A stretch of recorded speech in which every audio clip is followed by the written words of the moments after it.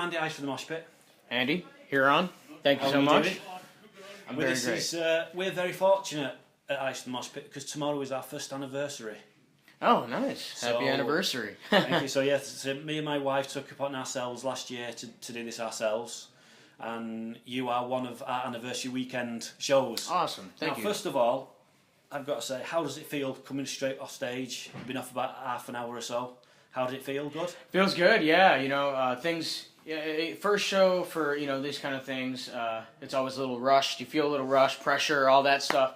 You finally get up there and you play, and it's awesome. The crowd was awesome. Very good response. I was going to say, I actually sat back and actually watched the crowd after the first couple of songs.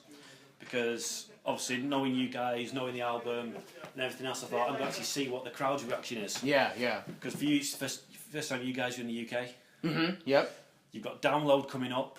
Yeah, I'm excited for Which that. is kind of like, on its own, is a big deal. Now, not knowing how many people here were aware of you before you came on stage, they all knew of you when you came off stage.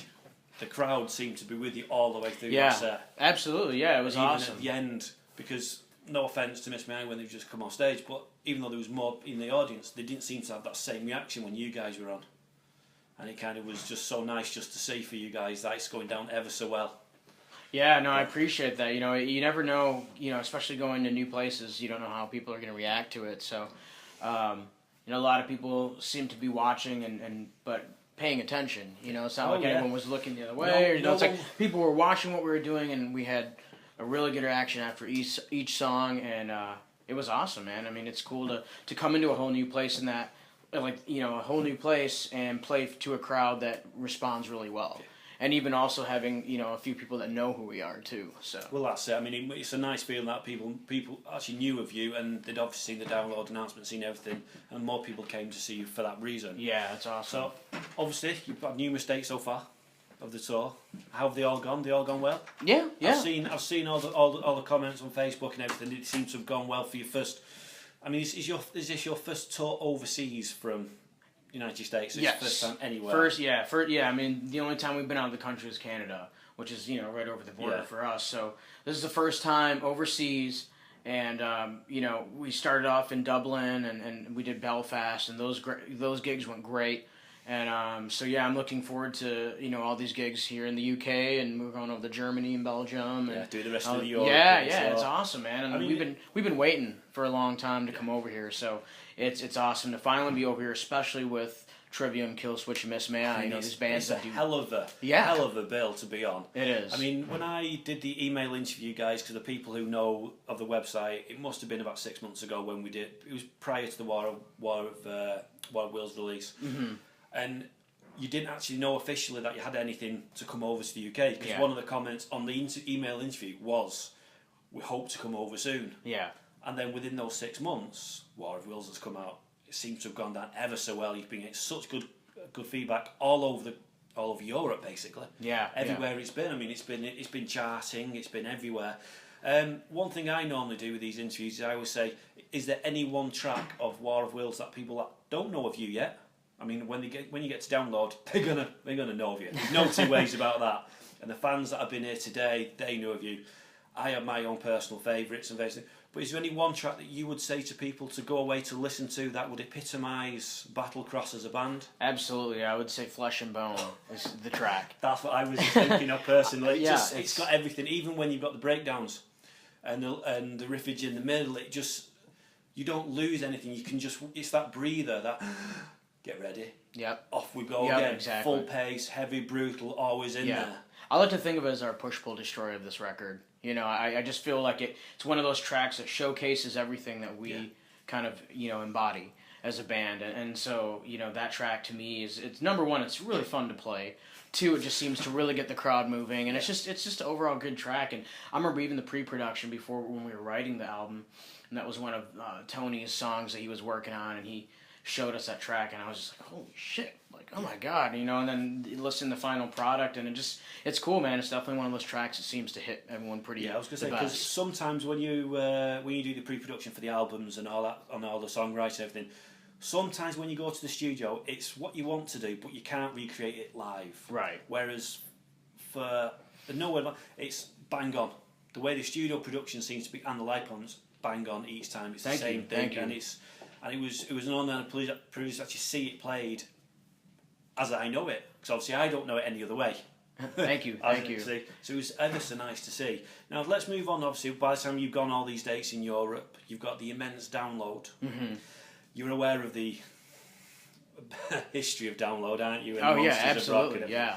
If there was any other festival in the world that you could play, what would it be? Wacken. Really? I've wanted to play Wacken so bad. Like, just seeing, I mean, from what, that just seems to be kind of like the ultimate metal festival. It seems. I've just heard so many things about how everybody from all over different countries will fly there. You see, you do surprise me. I was expecting, now, this might be just me, I was expecting, being from over the water, so to speak, Rock in Rio would have been more of a that would be awesome as well. Only because I look at it, because, again, first time over Europe, UK, I'm unaware of how big a lot of these festivals are. Download is my home. It's kind of like, it's where I've always been. I would love to go to that Hellfest in France. Yeah. That's an immense festival. But I always find it difficult to see how it translates to other countries. Right. And I just assumed, obviously wrongly, that Rock in Rio being in proximity to where you guys were would have been one. Yeah, I mean, that is a big one, but me being in the States and what everyone talks about is Wacken. Everybody talks about Wacken and how that's the Mecca metal festival. That's whatever people will call it. Yeah. And so, I've heard so much about it. I've seen videos. But Rock in the Rio would be amazing as well. We have a lot of fan base in South America and stuff like that. So, going over there would be awesome. Well, as you mentioned it, the South American metal scene is such an untapped market for a lot of bands. Mm-hmm. I don't know whether it's logistics of getting down there. We know bands in Colombia and they do really well. But it's actually getting you guys over there. Because obviously most of the time it's where when the festival's on is when you get played. Right. I mean, obviously, as you mentioned with the South American market, have you actually played in South America? Never. Is it something you're building on the release of War of Wales? Yeah, absolutely. And when you can sit back at the end of this tour, you must be able to, well, I'm hoping you'll go back and go, that was the best, best experience we could have possibly wanted. So far, this has been amazing for us. As a new band coming over for the first time, the people are great, the fans are great. It's just so far so good, for me. And I see this, and basically what this tour is hopefully doing for us is opening the door for more opportunities in Europe and beyond, Well, so. like I say, as you've seen on stage, because I used to be a former musician, I went behind the camera, did the interviews because my calling wasn't there. Mm-hmm. But when to see actually you guys can see how the audience reacts, because you're enjoying it so much as well. It's so nice that bands can enjoy the time, because obviously it's first time across. You want to be pushing it. You want to do everything to a degree. Where you might not try and pay attention to what the audience are doing, but knowing that you can see how everyone's reacted is such. It's nice that you'd be able to sit back and relax. I mean, how long was it from when War of Wheels was conceived to actually release? Was it a couple of years, or was it? It was right around. There were some songs that we had already kind of started working on, even like right after Pursuit of Honor was released. There was stuff that we had in the works, and then when we got busy with touring, it was kind of like on a halt a little bit, So in between, we started writing, and then kind of like as we knew closer and closer to like when we would have to be expected to go in the studio, it was like, all right, well, each moment we had, away from touring, we'd just be hammering away at songs and writing and things like that. So. It's from 2011 up to 2013 and March of 2013 when it was recorded. Yeah, is kind of like the span of how long we worked on it. 2 years is a long time, because it's things where the tracks you'll have known, you'll have seen them evolve. Yep. Are the tracks that we hear on the album how they were first conceived? A lot of them have changed. Some have changed. And that's what happens. Is we're a band that doesn't like to We're never happy. When you write songs, you're always just thinking and trying to make things better. So, on that note, then, you must have been happy with the album. Absolutely. Even though you're not happy with, you constantly want to change, you want to improve, you want to make things better. Right. Because surely you wouldn't have wanted to release something that you weren't happy with. Absolutely, yeah. No, basically what it comes down to is not like, we can't just write a song in 2 days and be like, oh, we're good. It's like we write a song and then, yeah, okay, it sounds good, and then we'll come back to like, I hate that part. All right, let's change this. And so we're very slow with writing, and that's why there's only like 10 tracks on the album, because we're not one of those bands that will just pump out 15, 20 songs. You make it sound bad that there's only 10 tracks on an album. How many would you prefer to have on an album? I'm fine with 10, but a lot of people are like, oh, it's too short. It's not long enough, and we're just very about trimming the fat on songs and just putting what's necessary for the album. And, I like having just 10 songs that just are what's necessary for that album. Because sometimes when you start overloading tracks, you're just getting filler in between, and I don't want a filler album. No. Well, when I look at it, I remember when tapes first came out and all the big issue, and you had your 90 minutes, you had your 45 minutes each side, and I always like to think that one album would fit on that 45 minutes. And still now, I like when albums can just fit just enough on that 45 minutes. And obviously, with the length of time for each track, you've got the 10 tracks, it just covers that. So for me, it's what I'm used to. It's what an album should be. That's awesome, yeah. Because when you... progressive bands can get, when they start build up the solos and you get 10, 15 minute tracks and it builds up. Yeah. Sometimes you can lose interest. Yeah. Especially if you go, but 45 minutes, it's just something that I'm used to. Mm-hmm. I don't know how it is for a lot of others, and it's something in interviews that we said where bring back the tapes. Because like, you used to go somewhere, far to that's the end of that album. And it just seems perfect just to fit in still. Well, that's nostalgia from my part. I don't know. But it's just something that I've always just thought of.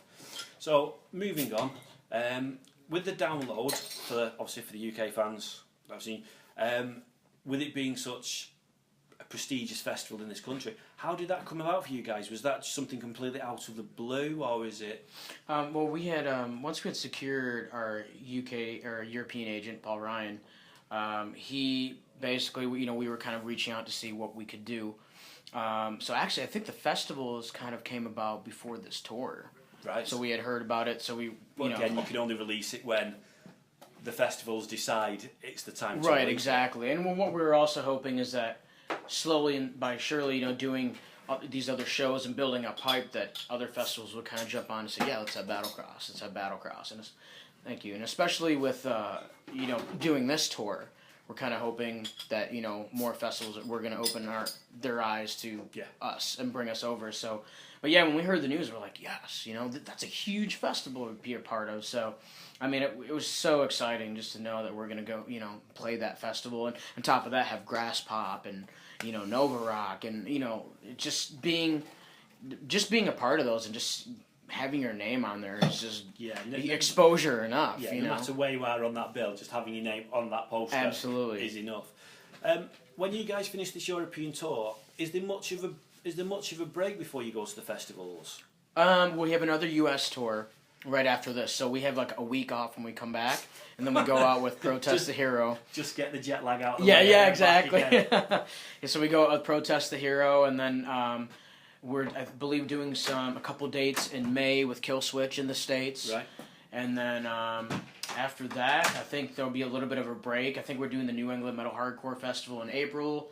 That's in Massachusetts, and then the festival. So I believe, hopefully, there's a little bit of stuff in between the festivals that we can kind of, instead of just flying in, doing one gig and then leaving, it's like, maybe do a couple dates or something, something small. But I've also heard it's kind of hard to do the club shows around the festival stuff because everybody's going to the festivals. I think it's one of those, personally anyway, the cost of a festival. For a lot of the big festivals, for the camping, it's a lot of money. So in between, I mean, true fans will still come and see it irrespective. My wife, I will say this quite happily, and she will kill me for saying this, she's probably the UK's #1 Buck Cherry fan. Oh, okay. Yeah. She's got a sleeve of Buck Cherry, she's seen them, and every time they come over, whether they play Download, and we go to every day, I'm like the chauffeur for it. So, knowing the reaction tonight, knowing the reaction of the tour so far, yes, it'd be awkward, because it's that one of those, but you don't want to come across for one show.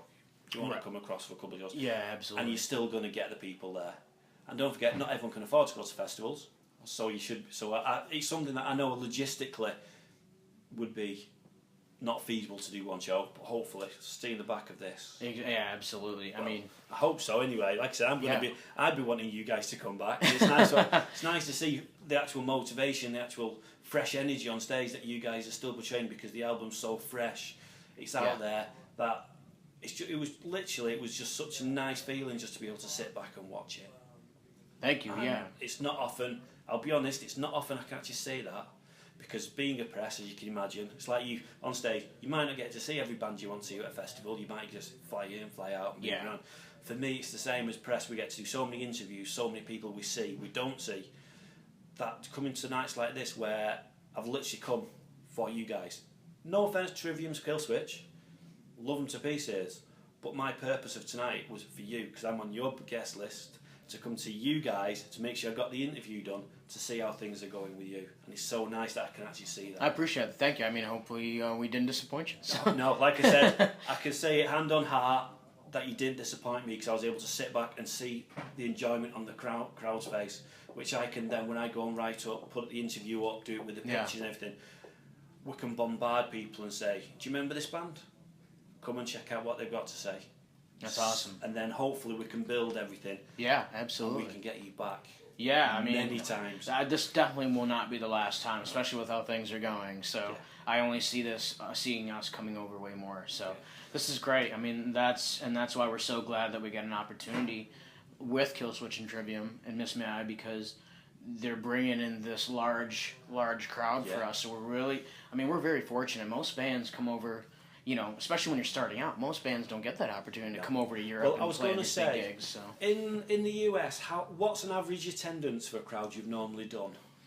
Well, right before we went to, we flew over here, we did about 4 headliners. So it was like 4 dates, and we headlined, and it was honestly just kind of a test to see how we're doing, because we've done so much support stuff, and pretty much almost every gig was sold out, which was pretty awesome. I mean, there were clubs.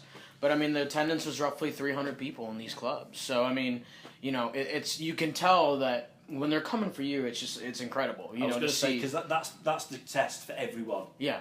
That again, I'm going to say the testament. You got booked for Download before you got booked for this. Right. So someone over here knew of you way before. Then this is just was on the back burner. It's now happened. It's now, you can see obviously that a few. 1,000 people, just all eyes focused. Yeah. Is that more of a buzz for you, the bigger the crowds, or does it not matter? To me, it doesn't matter. I think each experience is different. You have the huge, big shows. You have all these people watching you, and that the energy from the crowd or just the reaction is very rewarding. But sometimes the club stuff's a little more. It's more personal in some sense. When you do those small club shows, and people are right in your face, they tend to get a little bit crazier, because... I was going to say, because you don't seem to have as much security on the small... Well, what I can see, because I go to some smaller venues in Manchester, the club side of things, and they might have a couple of security men. You've seen what it's like tonight. It's just security everywhere. Yeah. And there is the interaction you get with the fans, but again, they are far away. Yeah, exactly. You can see when we're in the press pit, there's a big gap. There's a hell of a yeah. But it is nice, because again, there's so many bands that I've come across. I mean, Marilyn Manson was a prime example. Like when he was in his prime, he used to do the big main shows in Manchester, the big arenas, and then a couple of years later come back and do a very small, intimate show here. Now, if you think of like a big 15,000, 20,000 arena compared with a couple of thousand, big difference. Oh yeah. But knowing that the bands enjoy seeing that change and can be that more intimate and enjoy it, it's nice. It is. In the nicest way. Long may it continue. Right, yeah, absolutely. I mean, honestly, it's to me, no matter what the crowd, as long as people are having fun and into it, I'm gonna go up there and do what I do and have fun, and you're only basically what the fans do is only gonna make us enjoy it more, exactly. and make us get into it more. So we try to put 1,000% in every performance we do, and we just hope people enjoy it, and we're very thankful that people do give us applause. It wasn't a fish clap. It wasn't a couple claps, a couple silence or anything like that. So the ones that are doing it, they're kind of like. It wasn't. You actually heard the roar. You did, yeah. That the fans seem to be. And that's incredible. For us, just being able.